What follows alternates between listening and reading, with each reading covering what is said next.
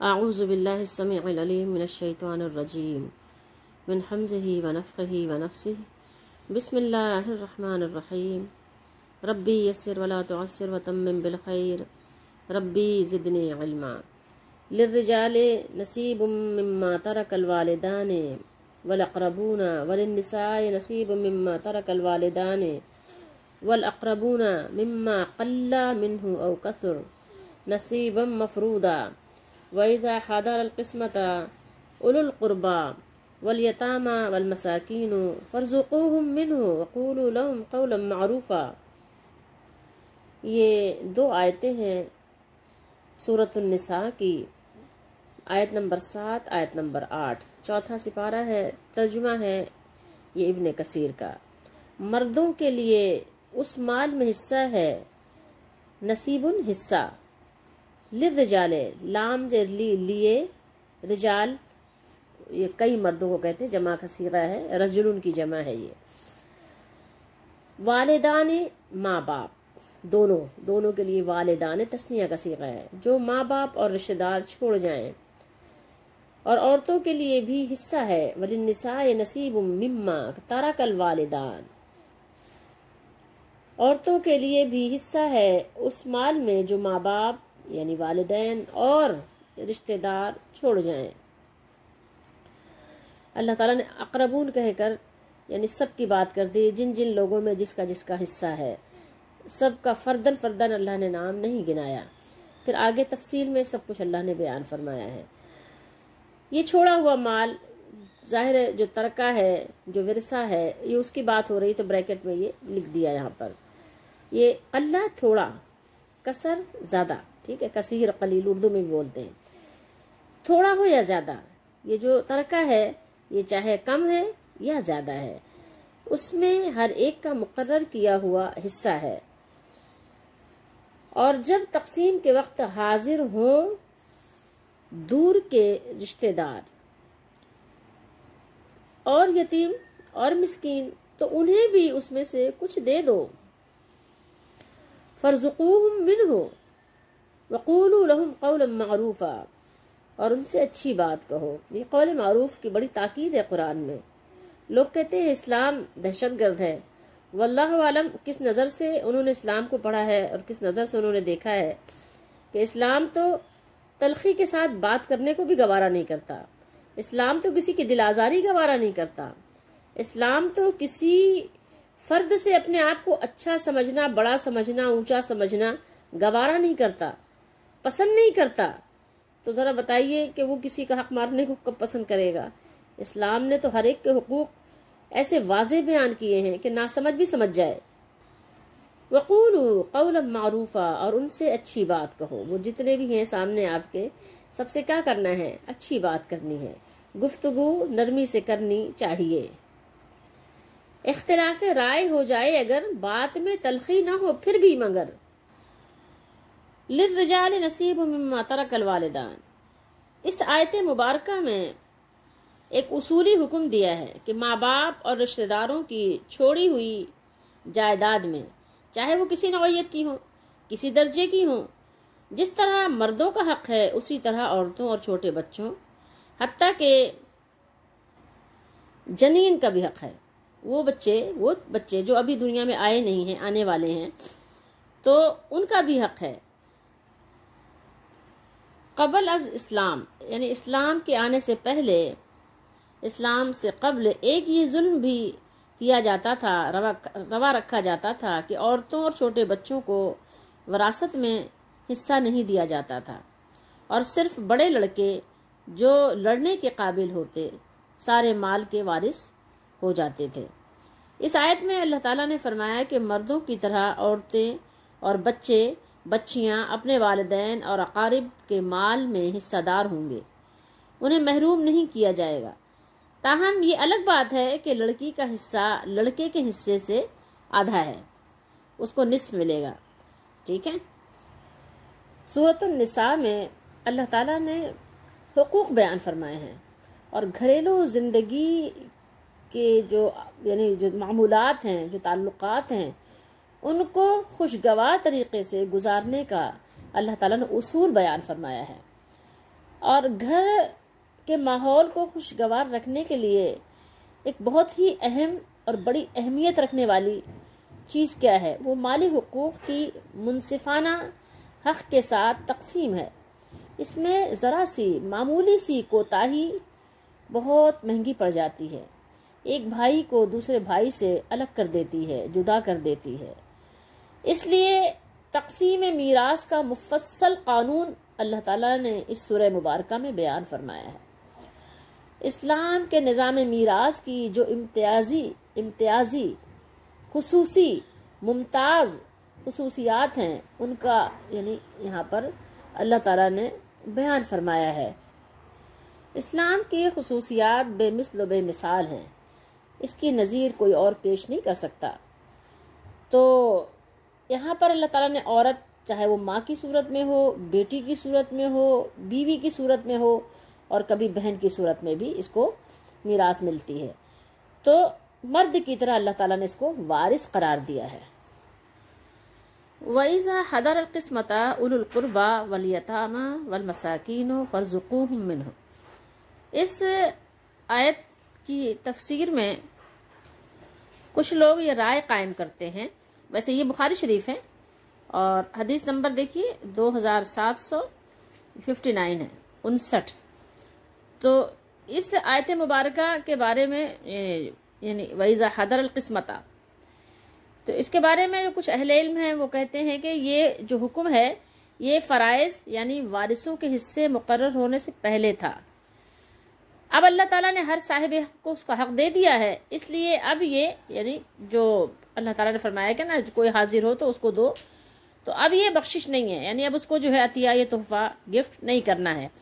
اب صدقہ و خیرات میت کی وصیت ہی سے ہو سکتا ہے، تو لیکن ہم آپ کو اسی لیے اس یعنی بات کا جواب کے لیے بخاری شریف کی حدیث شریف ہی دکھا دینا چاہتے ہیں اسی آیت کی تفسیر میں، ٹھیک ہے؟ تو یہ ہے کتاب الوصایا اور سورہ نساء کی آیت نمبر 7 ہے۔ یہ آیت نمبر 8 کا ٹکڑا ہے، ایک باب ہے اللہ تعالیٰ کے اس فرمان یا اس قول سے۔ باب قول اللہ عز و جل، سورہ نساء میں اللہ تعالیٰ کا ارشاد ہے کہ جب میراث کی تقسیم کے وقت رشتہ دار جو وارث نہ ہوں، جو وارث ظاہر ہے ان کے لیے تو بات ہی الگ ہو گئی نا، اور یتیم اور مسکین آ جائیں تو ان کو بھی ترکے میں سے کچھ کھلا دو، کچھ نہیں، کچھ نہ کچھ، ٹھیک ہے، تھوڑا بہت۔ اور اگر کھلانا نہ ہو سکے تو کیا کرو؟ اچھی بات کہہ کر نرمی سے ٹال دو۔ تو اس کے بارے میں فرماتے ہیں کہ ابو نعمان محمد بن فضل نے بیان کیا، کہا ہم سے ابو عوانہ نے بیان کیا، اور ان سے کس نے کیا؟ ابو بشر جعفر سے، ٹھیک ہے، ان سے انہوں نے لیا، اور ان سے سعید بن جبیر نے، اور ان سے ابن عباس رضی اللہ تعالی عنہما نے فرمایا کہ کچھ لوگ گمان کرنے لگے ہیں کہ یہ آیت جس کا ذکر عنوان میں ہوا میراث کی آیت سے منسوخ ہو گئی ہے۔ کچھ لوگوں کا یہ گمان ہے، کچھ لوگ یہ گمان کرنے لگے ہیں، تو انہوں نے فرمایا کہ نہیں، اللہ کی قسم، نہیں، اللہ کی قسم کہ یہ آیت منسوخ نہیں ہوئی ہے، البتہ لوگ اس پر عمل کرنے میں سست ہو گئے ہیں، اس وجہ سے یہ ہلا کر رہے ہیں نا، سست ہو گئے ہیں۔ ترکے کے لینے والے دو طرح کے ہوتے ہیں، ایک وہ جو وارث ہوں ان کو دینے کا حکم ہے، وہ یوں کہے میاں میں تم کو دینے کا اختیار نہیں رکھتا، بیچ کی تھوڑی بات رہ گئی۔ ایک تو وہ جو وارث ہوں، ٹھیک ہے، ان کو ان کا حصہ دیا جائے گا، دوسرے وہ جو وارث نہ ہوں ان کو نرمی سے جواب دینے کا حکم ہے، وہ یوں کہے میاں میں تم کو دینے کا اختیار نہیں رکھتا، یعنی جو لوگ وارث نہیں ہیں وہ تو نہیں دے سکتے، ٹھیک ہے، جیسے کوئی وارث نہیں ہے تو وہ تو میں کسی کے دوسرے کے مال کو اٹھا کے تو کسی کو نہیں دے سکتی، لیکن جو لوگ وارث ہیں، جو ورثہ ہیں، وہ اپنے اپنے مال میں سے دے سکتے ہیں نا۔ 4 بھائی ہیں، 2 بہنیں ہیں، 6 لوگوں میں مال تقسیم ہو رہا ہے، وہ کہہ سکتے ہیں کہ ہاں اس کو دے دو اتنا، اٹھا کے اس کو اتنا دے دو، تو وہ دے سکتے ہیں، ٹھیک ہے۔ اگر سب کے سب نہ دیں تو کوئی اپنے حصے سے تو دے سکتا ہے نا، اس میں تو کوئی منع کرنے والی بات ہی نہیں ہے۔ جو وارث نہیں ہے وہ دوسرے کا مال اٹھا کے کسی کو نہیں دے سکتا. یہ اس میں دو طرح کے لوگوں کی بات ہو رہی ہے.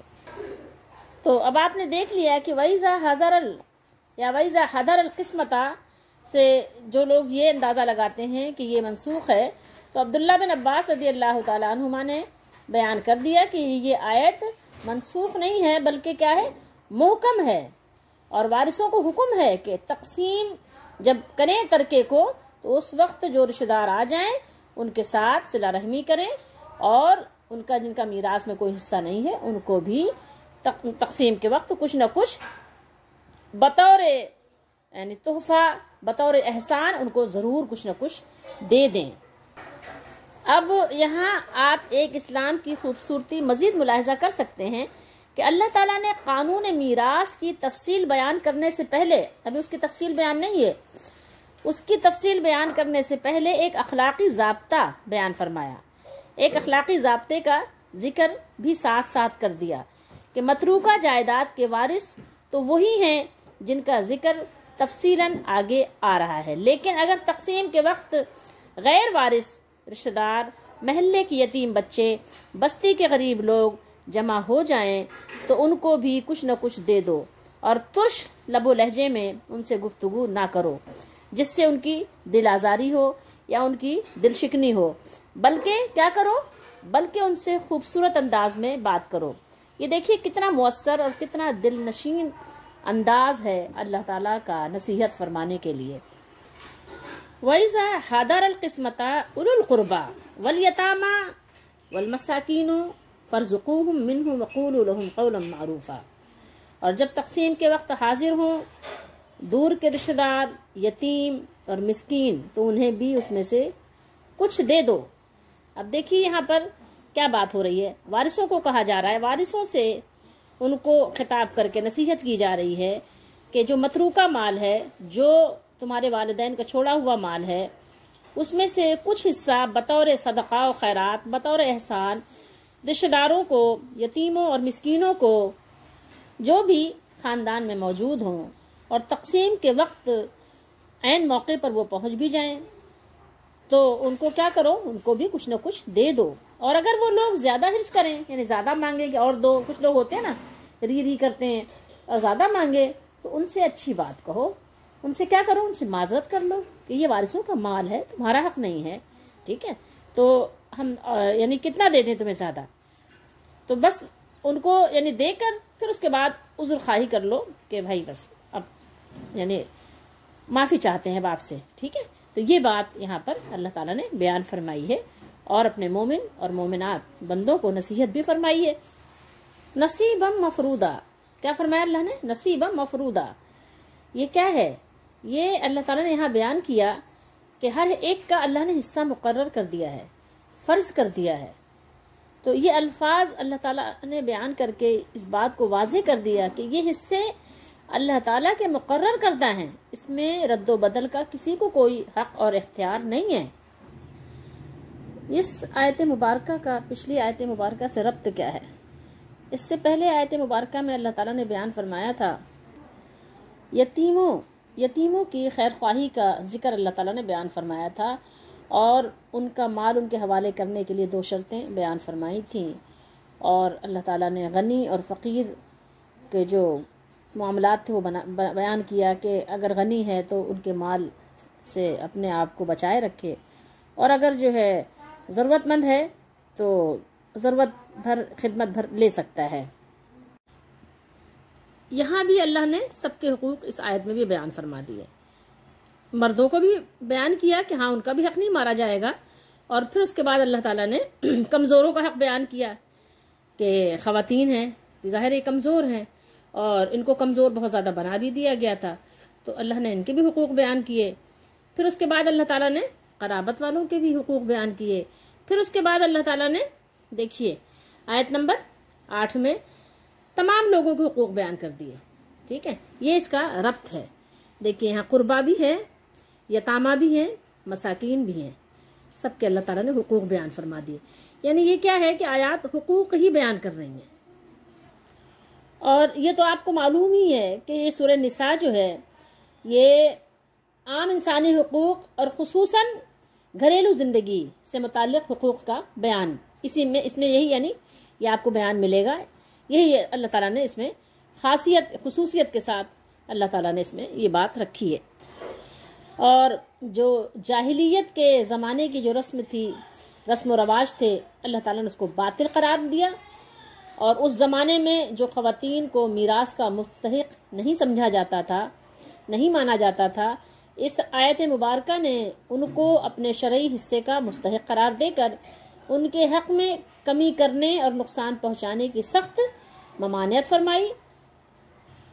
اور پھر آپ کو یہ بھی معلوم ہے کہ جب کوئی چیز تقسیم ہوتی ہے، بڑے پیمانے پر جب کوئی کام ہوتا ہے، تو لازمی بات ہے کہ کچھ لوگ ضرور آ ہی جاتے ہیں، اس میں شامل ہو ہی جاتے ہیں، شریک ہو ہی جاتے ہیں۔ تو اسی طریقے سے ظاہر غربا اور مساکین بھی آ جاتے ہیں، آپ کسی کو بھگا تو نہیں سکتے۔ جب ظاہر سب بہن بھائی جمع ہیں، اماں جمع ہیں، یا دادا یا جو بھی وارث ہیں جمع ہیں، تو اب ایسے وقت میں ظاہر ہے کچھ لوگ اگر اور بھی آ گئے تو آپ ان کو بھگا نہیں سکتے، اور بھگانے کا حکم بھی نہیں ہے۔ تو ایسے وقت میں، ایسے موقع پر جب کہ مال تقسیم ہو رہا ہو، تو غیر مستحقین یعنی جو وہ فقراء جو وارث نہیں ہیں اور یتیم بچے بھی اگر حاضر ہو جائیں، تو آپ ان کو بھی کچھ نہ کچھ ان کے ساتھ رعایت کرتے ہوئے، حسن سلوک سے پیش آتے ہوئے ان کو بھی کچھ نہ کچھ آپ دے دیں۔ یہ چیز آپ پر واجب تو نہیں ہے، لیکن یہ چیز کیا ہے؟ مستحب ہے۔ سب سے بڑی بات یہ ہے کہ اللہ کا حکم ہے۔ اللہ کا حکم، جیسے آپ اللہ کا حکم پورا کرنے کے لیے نماز پڑھتے ہیں، اسی طریقے سے اللہ کا حکم پورا کرنے کے لیے لوگوں کے ساتھ حسن سلوک کرتے ہیں، اتنی سی بات ہے بس۔ اور اس آیت مبارکہ کی روشنی میں مجھے ایک بات یاد آئی، وہ یہ کہ جب کھیتی باڑی ہوتی ہے نا، جب کھیت سے غلہ آتا ہے، تو وہاں پر بھی ایسا ہوتا ہے کہ ایک ایسے میدان میں ظاہر غلہ جمع کیا جاتا ہے، باقاعدہ اس میدان کی صفائی ہوتی ہے، اس کو کھلیان وغیرہ کہتے ہیں، کھیت کھلیان جیسے نام بھی مشہور ہے۔ تو وہاں پر سب غلہ آ کر رکھا جاتا ہے۔ ظاہر کھیت کسی ایک بندے کا تو ہوتا نہیں ہے، تو اس میں بہت سارے لوگوں کے کھیت ہوتے ہیں، تو بہت سارے لوگوں کے کھیتوں سے غلہ وغیرہ بھی آتا ہے۔ تو جب وہ غلہ تیار ہو جاتا ہے تو کچھ لوگ تو ظاہر بیل سے، جیسے گندم ہے تو بیل سے اس کو چلا کے ڈھیری بنا کر اس پہ بیل کو چلاتے رہتے ہیں 4-5 دن، تو پھر وہ بھوسا اور غلہ الگ الگ ہو جاتا ہے، گندم اور وہ یعنی الگ الگ ہو جاتے ہیں۔ الگ الگ کس طرح سے؟ گندم بھوسے سے الگ ہو جاتا ہے، پھر اس کے بعد اس کی وہ چھاٹ چھوٹ کرتے ہیں، بھوسا الگ کرتے ہیں، اس کے لیے مزدور ہوتے ہیں، وہ کام کرتے ہیں۔ اور کچھ لوگ ایسا کرتے ہیں کہ ٹریکٹر وغیرہ سے کروا لیتے ہیں۔ ٹریکٹر سے ہوتا یہ ہے کہ گھنٹوں میں کام ہو جاتا ہے، جو دنوں کا کام ہوتا ہے وہ گھنٹوں پر مشتمل ہوتا ہے، ہو جاتا ہے۔ تو بھوسا ایک طرف سے نکلتا ہے، غلہ ایک طرف سے۔ تو جب وہ گھر کے مالک وغیرہ گھر کا وہ اپنا غلہ مزدوروں کے ذریعے سے گھر لاتے ہیں، تو وہاں پر بھی کچھ لوگ غریب، فقیر، مسکین، یتیم، مطلب کمزور طبقے کے لوگ آ کے کھڑے ہو جاتے ہیں یا بیٹھ جاتے ہیں۔ کچھ خواتین ایسی ہوتی ہیں جو آگے بیٹھ جاتی ہیں۔ تو کیا ہوتا ہے کہ جب وہ بوروں میں غلے کو رکھا جاتا ہے، گندم یا چاول یا دالیں، تو جو لوگ وہاں پر ہوتے ہیں اس کو راس کہتے ہیں، راس المال بھی آپ نے سنا ہوگا۔ تو وہ جو ہے ان کو بھی دیا جاتا ہے، ایک ایک جیسے ٹوکرا بھر بھر کے، کسی کو 1 ٹوکرا، کسی کو 2 ٹوکرا، کسی کو 3 ٹوکرا، اس طرح سے ان کو بھی دے دیا جاتا ہے کہ تم بھی لے جاؤ اس مال میں سے۔ یہ ہم نے اپنی آنکھوں سے دیکھا ہے، تو ہم آپ کو بتا رہے ہیں۔ تو اس طریقے سے کیا ہوتا ہے، ان کی بھی دلجوئی ہو جاتی ہے، ان کو بھی پھر کیا ہوتا ہے، اداسی نہیں ہوتی، دل شکنی نہیں ہوتی، دل آزاری نہیں ہوتی کہ یار ہم محروم ہیں، ہمارے پاس تو کھیت نہیں، ہمارے پاس تو غلہ نہیں آ رہا، یہ لوگ لے کے جا رہے ہیں۔ اسی طریقے سے ہے کہ یہ مال کی تقسیم کا اللہ تعالیٰ نے بیان کیا۔ تو یہاں بھی یہی بات ہے کہ اللہ تعالیٰ کے اس قول کے مطابق کہ جب یہ فقیر رشتہ دار جن کا میراث میں حصہ نہیں ہے، یتیم اور مسکین وراثت کی تقسیم کے وقت حاضر ہوں اور وہ مختلف وارثوں کو دیکھیں کہ وہ اپنے اپنے حصوں کو لے کر جا رہے ہیں، لے رہے ہیں، تو ان کا دل بھی چاہے گا کہ وہ بھی اس میں سے کچھ ان کو بھی مل جائے، کچھ ان کا بھی حصہ لگے، اور انہیں کچھ بھی دیا نہ جائے، تو وہ بہت ظاہر ہے مایوس ہوں گے، اداس ہوں گے۔ تو اللہ تعالیٰ جو رؤوف الرحیم ہے، جو سب کرم کرنے والوں سے بڑھ کر کرم کرنے والا ہے، اس نے حکم دے دیا ہے کہ انہیں بھی کچھ نہ کچھ ضرور دے دیا جائے۔ یہ ان سے نیکی ہوگی، ان پر صدقہ ہوگا اور ان سے احسان ہوگا، اور یہ ان شکستہ دلوں کے لیے باعث تسکین بھی ہوگا۔ اس آیت مبارکہ کا شان نزول ایک واقعہ ہے جو رسول اللہ صلی اللہ تعالیٰ علیہ وآلہ وسلم کے زمانے مبارک میں پیش آیا تھا۔ ابن مردویہ نے حضرت جابر رضی اللہ تعالیٰ عنہ کی روایت کو بیان کیا ہے کہ ام کجہ وہ آئیں اور انہوں نے رسول اللہ صلی اللہ علیہ وسلم کی خدمت میں حاضر ہو کر عرض کی کہ ان کے شوہر کا انتقال ہو گیا ہے اور ان کے پاس 2 لڑکیاں اور 1 لڑکا تھا، بچہ جو ہے وہ نابالغ، اور بیوی یہ ان کے وارث تھے جو انہوں نے چھوڑے تھے، مگر عرب کے قدیم دستور کے مطابق ان کا حصہ نہیں تھا، اور عرب کے یعنی ان کے تو اصول میں یہ تھا کہ وراثت کا مستحق صرف وہ ہے جو گھوڑے پر سوار ہو سکے، ٹھیک ہے۔ تو ان کے پرانے اور قدیم دستور کے مطابق ہوا یہ کہ ان کے 2 چچا زاد بھائیوں نے آ کر مرحوم کے پورے مال پر قبضہ کر لیا اور اولاد اور بیوی میں سے کسی کو کچھ نہیں دیا، کیونکہ ان کے نزدیک عورت مستحق تھی ہی نہیں وراثت کی، اور نابالغ بچہ بھی ظاہر وراثت کا حقدار نہیں تھا، اس لیے بیوی اور دونوں لڑکیاں تو محروم ہو گئیں، اور بچہ اس وجہ سے کہ وہ بالغ نہیں تھا، چھوٹا تھا، محروم کر دیا گیا۔ تو اس لیے پھر پورے مال کے وارث کیا ہوئے؟ وہ دونوں چچا زاد بھائی ہو گئے۔ تو ان صحابیہ نے یہ چاہا کہ جو چچا زاد بھائی جن دونوں نے سارا مال لے لیا ہے ان کے شوہر کا، تو کم از کم ان کی دونوں بیٹیوں سے وہ شادی ہی کر لیں، یعنی ایک بیٹی سے ایک کر لیں، ایک بیٹی سے ایک شادی کر لیں، تاکہ ان کی جو فکر ہے اس سے وہ فارغ ہو جائیں، اپنی بچیوں کے فکر سے، ان کے کھلانے پلانے کی ضروریات سے وہ فارغ ہو جائیں، ان کو فراغت ہو۔ مگر ان لوگوں نے یہ بھی نہیں قبول کیا کہ ان سے نکاح کر لیتے، تو پھر انہوں نے کیا کیا؟ رسول اللہ صلی اللہ علیہ وآلہ وسلم سے اپنا عرض حال بیان کیا اور اپنی اور اپنے بچوں کی بے کسی اور محرومی کی شکایت کی۔ اس وقت تک یعنی یہ احکامات نازل نہیں ہوئے تھے قرآن میں، پھر اسی وقت اللہ تعالیٰ نے یہاں پر یہ آیت مبارکہ نازل فرما کر ان کے حقوق بیان فرما دیے، اور اس کے علاوہ یہی نہیں بلکہ ہر وارث کا اللہ تعالیٰ نے حق بیان فرما دیا، تاکہ کسی کا نہ حق مارا جائے، نہ کسی کے حقوق دبائے جائیں، اور نہ کسی پر ظلم و زیادتی کی جائے۔ جو بھی عمل کیا جائے وہ شریعت کے حدود میں، شریعت کے دائرے میں، اور اللہ تعالیٰ کے حکم اور سنت کے مطابق کیا جائے۔ پھر جب رسول اللہ صلی اللہ تعالیٰ علیہ وآلہ وسلم پر یہ آیت مبارکہ نازل ہوئی تو آپ صلی اللہ تعالیٰ علیہ وآلہ وسلم نے قرآن مجید کی آیت مبارکہ کے حکم کے مطابق کل ترکے کا 8واں حصہ بیوی کو دے دیا، یعنی جتنا مال ابھی شوہر نے چھوڑا ہے، تو اگر بیوی ہے یا ماں باپ ہیں تو پہلے ان کو دیا جائے گا جتنا ان کا حصہ ہے، سارا مال جمع کیا جائے گا، اور پھر بیوی کا جتنا حصہ بنتا ہے، کتنا بنتا ہے؟ بیوی کا ہے 8واں حصہ، یعنی آپ کہیں 1/8، ٹھیک ہے، یعنی 8 حصے لگائے جائیں گے ٹوٹل مال کے، 8 حصے لگے، اور 8واں حصہ ایک اس میں سے نکال کے، اور 8ویں حصے کا اندازہ آپ کس طرح لگائیں گے کہ 8واں حصہ کیا ہے؟ 8واں حصہ اس طرح سے ہے کہ مثال کے طور پر کسی کے پاس 1 لاکھ روپیہ ہے، ٹھیک ہے، اور اس کی 1 بیوی ہے اور اس کے 3 بچے ہیں، 3 بچوں میں 2 بیٹیاں ہیں اور 1 بیٹا ہے، تو اب اس کیسے تقسیم ہوگا؟ تو 1 لاکھ روپے کو 8 حصے میں تقسیم کیا جائے گا، کتنے حصے میں؟ 8 حصے میں، تو آپ کو پتا ہے کہ 8 حصے کس طرح لگیں گے؟ 12.5 کے حساب سے آئیں گے، ٹھیک ہے، 25 کو آپ 12.5 کریں گے تو کتنا ہو جائے گا؟ 12.5 ہو جائیں گے نا، 25 2 حصوں میں اگر تقسیم ہوگا، 50 کو 4 حصوں میں تقسیم کریں گے تو 4 12.5 ہو جائیں گے، اور 100 میں کریں گے تو 8 ہو جائیں گے، تو 1 12.5 اٹھا کر آپ اس میں سے کس کو دے دیں گے؟ وہ دے دیں گے بیوی کو، یہ 8واں حصہ بنے گا، ٹھیک ہے۔ 1 لاکھ کی میں بات سے کر رہی ہوں سمجھانے کے لیے، باقی جتنا مال ہے اس کے حساب سے آپ کر لیں گے، ٹھیک ہے۔ تو 1 لاکھ میں سے 8واں حصہ 12,500 بنے گا۔ اچھا، 12,500 آپ نے الگ کر دیا، اب جتنا پیسہ بچا ٹوٹل اس کو پھر ایک جگہ جمع کر دیں، ملا دیں۔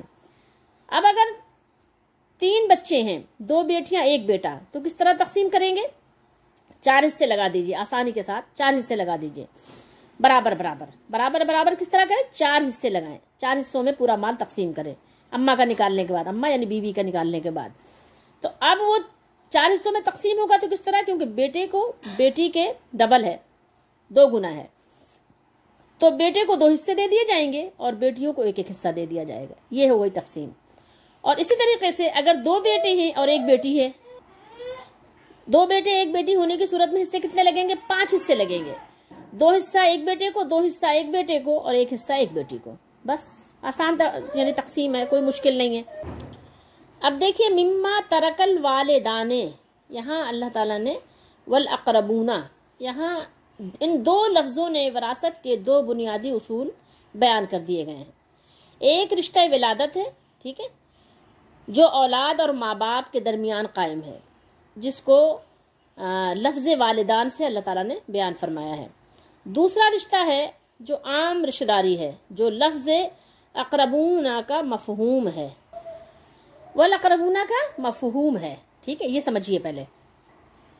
اور یہ اقربونہ جو ہے ہر قسم کی قرابت اور رشتہ داری کو شامل ہے، خواہ وہ رشتہ باہمی جو ہے ولادت کا ہو، جیسے اولاد اور ماں باپ، ٹھیک ہے، یہ جو آپس میں ہے، یا دوسری طرح کا جیسے عام خاندانی رشتوں میں، ٹھیک ہے، یا وہ رشتے جیسے میاں بیوی ازدواجی تعلق سے جو یعنی قائم ہوئے ہیں۔ اقربونہ میں والدین بھی شامل ہیں، قرآن مجید کی ہی آیتوں کی روشنی میں اقربونہ میں والدین آتے ہیں، سب سے پہلا درجہ والدین کا، لیکن یہاں بطور خاص والدین کو الگ سے ذکر کیا ہے اللہ تعالیٰ نے، وہ اس لیے کہ ہمیں اور آپ کو اندازہ ہو کہ والدین کی اپنی ایک الگ خصوصیت اور اہمیت ہے، ٹھیک ہے۔ تو پھر اس کے بعد یہ بھی بتا دیا کہ صرف رشتہ داری ہونا کافی نہیں ہے وراثت میں حقدار ہونے کے لیے، ٹھیک ہے، مطلق ہمارا کوئی رشتہ بنتا ہے تو ہم وارث بھی ہیں، حقدار ہیں، ترکے کے حصے میں سے ہمیں بھی ملے گا، نہیں، یہ بات کافی نہیں ہے کہ ہم رشتہ دار ہیں، ٹھیک ہے، بلکہ وراثت میں حقدار بننے کے لیے قریبی رشتہ جو اللہ تعالیٰ نے جیسے جیسے بیان کیا ہے اس درجے میں بھی ہونا ہمارے لیے ضروری ہے کہ ہم وہ درجہ رکھتے ہیں کہ نہیں رکھتے، کیونکہ اگر اقربونہ میں اس طرح آپ شامل کریں گے تو خاندان میں بے شمار لوگ ہیں جو آپ کے یعنی قرابت والے ہیں، رشتے والے ہیں، رشتہ دار ہیں۔ اب اگر سبھی کا حصہ آپ لگا دیں، خاندان میں پتہ چلا 200 افراد ایسے ہیں کہ جن سے آپ کا یعنی قرابت کا رشتہ ہے، قریبی رشتہ ہے، آپ کے بہت سارے کزن ہیں، بہت ساری آپ کی خالائیں ہیں، بہت سارے ماموں ہیں، بہت سارے چچا ہیں، بہت ساری پھپھیاں ہیں، اور کافی بہن بھائی ہیں، ٹھیک ہے، ابا ہو سکتا ہے 2-3 شادیاں کی ہوں تو بہن بھائی بھی کثیر تعداد میں ہوں، یا اور بھی مزید رشتے ہوں، تو سسرالی رشتے ہوں، بیوی کے گھر والے ہوں، مطلب ظاہر رشتہ تو بنتا ہے، بیوی کے بھی بھانجے آ جائیں، تو اب اس طرح سے سب کو آپ تقسیم کرنے لگیں گے تو کیا حال ہوگا، اس میراث کا بنے گا کیا؟ اب ظاہر ہے کہ اگر میراث ایک لمیٹڈ ہے، لمیٹڈ ہی ہوتی ہے، حلال تو اتنا زیادہ ہوتا بھی نہیں ہے نا عموماً، الا ماشاء اللہ کہ کسی پر اللہ تعالیٰ ایسے اپنے رحمت کے دروازے کھول دے کہ بس وہ مٹی کو ہاتھ لگائے سونا ہی بنتا چلا جائے، تو وہ ایک الگ چیز ہے، لیکن عموماً تو پھر کیا ہوگا، اگر آپ 1 کروڑ بھی تقسیم کریں گے تو لوگوں میں اتنے آئے گا نا، 10 روپے بٹے گا کہ وہ پتہ چلا کسی کے لیے کیا کام کا ہوگا۔ آج کے دور میں بھی اگر آپ دیکھیں 10 روپے تو ایک ٹافی ہی کھا سکتا ہے انسان، چھوٹی والی، ٹھیک ہے، اس میں تو بڑی چاکلیٹ بھی نہیں آ سکتی، تو بس ایک ٹافی بھر کو ملے گا سب کو۔ تو اللہ تعالیٰ نے یہاں پر بھی لوگوں کے حقوق کا خیال رکھا، اہتمام فرمایا۔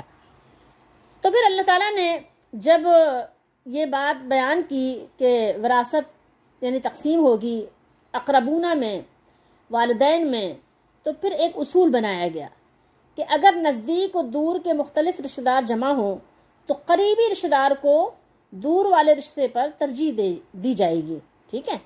اب جیسے مثال کے طور پہ اگر ایک اماں ابا ہیں، ان کے بیٹے اور بیٹیاں ہیں، تو اماں ابا کے وارث کون ہوں گے؟ بیٹے بیٹیاں ہوں گے، پوتی پوتے نہیں ہوں گے، نواسی نواسے نہیں ہوں گے، کیونکہ بیٹا بیٹی موجود ہیں۔ تو اب بیٹا بیٹی جو ہے پوتا پوتی کے مقابلے میں زیادہ قریب ہیں، تو اللہ تعالیٰ نے بیٹا بیٹی کو رکھا ہے، ٹھیک ہے، ان کو حصہ ملے گا، بیوی کو ملے گا، لیکن کس کو نہیں ملے گا؟ پوتا پوتی کو نہیں ملے گا، سمجھ رہے ہیں بات کو؟ تو کیوں نہیں ملے گا ان کو؟ کیونکہ بیٹا بیٹی موجود ہے، ان کو حصہ ملے گا تو ان کو خود اپنے ماں باپ سے خود بخود حصہ مل جائے گا۔ ہاں اگر کوئی اپنے پوتا پوتی کو دینا چاہتا ہے تو 1/3 میں اللہ تعالیٰ نے اس کو وصیت کا حق دیا ہے، وہ اپنی زندگی میں وصیت کر جائے یا اپنی زندگی میں ہی دے جائے، کیونکہ اپنی زندگی میں تو وہ مال کا مالک ہے نا، جس کو جتنا چاہے اپنی خوشی سے وہ دے سکتا ہے، کیوں اس میں اس کی کوئی پکڑ دھکڑ نہیں ہے۔ لیکن اس کا بھی اللہ تعالیٰ نے ایک حد مقرر فرما دی ہے، یہ نہیں کہ ہاں پورا مال دے جاؤ اور اپنے جو تمہارے وارث ہیں ان کو تم فقیر چھوڑ کے چلے جاؤ، یہ بھی نہیں ہے۔ کہ دیکھیں اس میں ایک کیا ہے، اللہ تعالیٰ نے ایک بیلنس رکھا ہے نا، بیلنس پر نظر رکھیے۔ اور اگر کسی کے ماں باپ کی زندگی میں اس کے سب بچے انتقال کر جائیں، کسی کے 2 بچے تھے 4 تھے، اس کی زندگی میں اس کو ماں باپ کو اتنی لمبی عمر ملی 100 سال کہ اس کے بچے جو ہے 70 سال میں ختم ہو گئے، کوئی بیٹی 60 سال میں ختم ہو گئی، کوئی 50 میں ختم ہو گئی، اب اس کے بچے نہیں رہے، ماں باپ کی زندگی لمبی تھی، تو اب بچے اس کے سارے ختم ہو گئے اس کی زندگی میں، تو کیا کریں پھر؟ اب مال کس کو ملے گا؟ اب پوتا پوتی اور نواسا نواسی حقدار ہو گئے، ٹھیک ہے؟ یہ اس طرح سے اللہ تعالیٰ نے دور اور قریب، مطلب اسٹیپ بائی اسٹیپ اللہ نے رکھا ہے. پوتا پوتی کوئی دور کا رشتہ نہیں ہے، لیکن اسٹیپ بائی اسٹیپ اللہ نے رکھا ہے. اگر بہن بھائی بھی نہیں ہے، بچے بھی نہیں ہیں، ٹھیک ہے، جب بچے ہی نہیں ہیں تو پوتا پوتی نواسی نواسے کہاں سے ہوں گے؟ اور تو پھر کیا ہوگا؟ پھر کیا ہوگا؟ بھائیوں بہنوں میں تقسیم ہوگا. سمجھ رہے ہیں بات کو؟ اگر بہن بھائی بھی نہیں ہے تو پھر بہن بھائیوں کے بچوں میں تقسیم ہوگا. اس طرح سے اللہ تعالیٰ نے درجہ بدرجہ رکھا ہے. خیر، یہاں پر ایک بات اور بھی بہت زیادہ قابل غور ہے. جس مالک الملک نے اتنے زیادہ حقوق ایک دوسرے کے بیان فرمائے، آج ہم انہی حقوق سے غافل ہیں. مال کو ہم اتنی زیادہ اہمیت دینے لگے ہیں کہ اس کی وجہ سے اپنے رشتوں کو ترک کر دیتے ہیں، رشتوں کو چھوڑ دیتے ہیں، رشتوں سے گلے شکوے بے انتہا اپنے جو ہے وہ کیا کر لیتے ہیں، اس کو جنم دے دیتے ہیں بے شمار. جہاں پر کوئی موقع بھی نہ ہو شکوہ اور گلہ کا، وہاں بھی کچھ نہ کچھ گلہ شکوہ نکال ہی لیتے ہیں. مطلب کوئی بھی آپ کو ایسا نہیں ملے گا جو ایک دوسرے سے شکوہ شکایت نہ ہو. حالانکہ اس سے کیا ہوتا ہے؟ اس سے مزید رنجشیں بڑھ جاتی ہیں. شکوے شکایت سے اپنے آپ کو باز رکھیں، رشتوں کو مضبوط کریں. لیکن آج ہم نے اپنے رشتوں کو بہت کمزور بنا دیا ہے. اتنی دراڑیں پڑ چکی ہیں ہمارے رشتوں میں کہ جیسا لگتا ہے کہ ہمارے یہ گلستان اجڑ گئے ہیں. لوگ ایک دوسرے سے بس نفرت آمیز باتیں ہی کرتے ہوئے نظر آتے ہیں، کبھی سامنے کبھی پیچھے، کبھی دل آزاری کر رہے ہوتے ہیں. اور مال کے اتنے زیادہ حریص ہو گئے ہیں کہ وہ کسی یتیم اور مسکین کو تقسیم کے وقت کیا دیں گے، وہ حقداروں کا حق دینا بھی پسند نہیں کرتے. آج آپ بے شمار لوگوں کو دیکھیں کہ بھائی ہے تو اپنی بہن کا حصہ نہیں دیتا. اسی طریقے سے بیٹا ہے تو کیا ہے، بیٹا ہے تو وہ چاہتا ہے کہ بیٹی کو جو ہے حصہ نہ دے. ایسے مطلب بہت سارے آپ کو معاملات ہیں. بہت سے والدین یہ ظلم کرتے ہوئے نظر آتے ہیں کہ بیٹوں کو دے دیتے ہیں، بیٹیوں کو نہیں دیتے. بیٹیوں کی شادی کر دیتے ہیں، کہتے ہیں تم کو جہیز دے دیا. دیکھیں، ہمیشہ رشتوں کو اہمیت دیں، مال کو اہمیت نہ دیں. مال تو آنے جانے والی شے ہے، آئے گی. مال مطلب کبھی آئے گا، کبھی ہوگا، کبھی مالدار ہوں گے، ٹھیک ہے، کبھی جو ہے غریب ہوں گے. رشتے اہم ہیں، رشتے جس کے آپ یہ نہ دیکھیں کہ اس نے ہمیں کیا دیا، اس نے ہمیں کیا دیا. یہ نہیں ہے رشتہ جوڑنا، اس کو کہتے ہی نہیں ہے. اس کو رشتہ جوڑنا نہیں کہتے کہ اس نے آپ کو دیا تو آپ نے بھی اسے دینا ہے. آپ نے تو دینا ہی دینا ہے. آپ نے تو کچھ، آپ نے احسان تھوڑی ہے. یہ احسان تو یہ ہے کہ اللہ نے ہم پر احسان کیا ہے. وَلَا تَنْسَ نَصِيبَكَ مِنَ الدُّنْيَا وَأَحْسِنْ كَمَا أَحْسَنَ اللَّهُ إِلَيْكَ. ٹھیک ہے، اپنا حصہ تو نہ بھولو، لیکن احسان کرو جیسا اللہ نے تم پر احسان کیا ہے. آپ لوگوں کو حق دے رہے ہیں. وَآتِ حَقَّهُ ذِي الْقُرْبَى، رشتہ داروں کو ان کا حق ادا کرو. صحیح بخاری میں حدیث شریف ہے، رسول اللہ صلی اللہ علیہ وسلم نے فرمایا کہ بدلے میں صلہ رحمی کرنے والا حقیقت میں صلہ رحمی کرنے والا نہیں ہے.